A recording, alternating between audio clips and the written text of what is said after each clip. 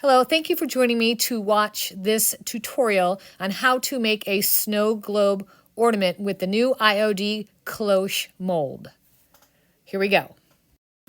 Let's use the new IOD Cloche Mould and make a snow globe. So the first thing I'm going to do is I'm going to mix up some clear resin, and then I'm going to take my popsicle stick and make sure I spread the resin out into all the nooks and crannies. And then I'm going to add some teeny styrofoam little balls. Now these things were driving me absolutely insane. I would put them in and spread them out, and the next thing I knew they would congregate together. I'm guessing static electricity, whatever. So I constantly had to go in, separate them, and break them apart so they weren't all clumped together.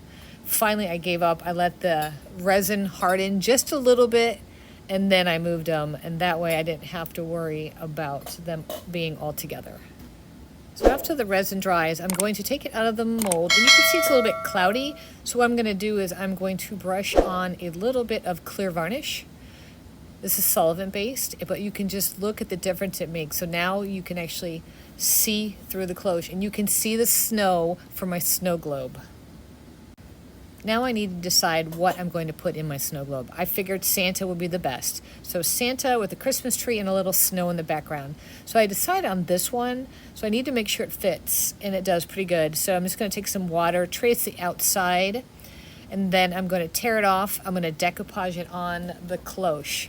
Now you'll notice that the writing is at the bottom, and that's okay because I'm going to be covering it up anyway.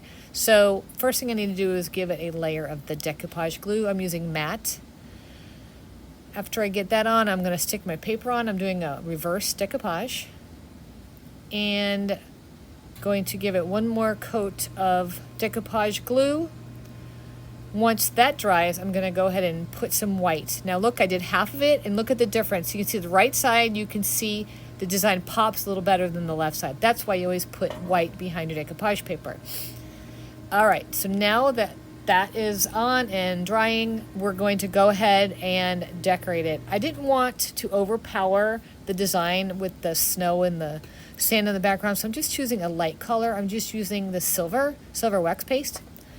And now I'm going in with a little bit of snow paste, and I'm just simply stippling it on to make it look like it's piles of snow.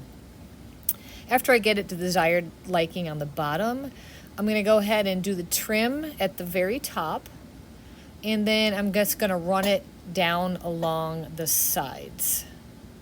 Now it's time to add the tie for the ornament and the ribbon. Unfortunately, this is all I got. I somehow forgot to film it. Anyway, here it is with the bow and the gold tie for the tree. Now, just to give it a little bit more shine and make it pop, I use some of the pouring glaze to make it super shiny. It is all finished. What do you think?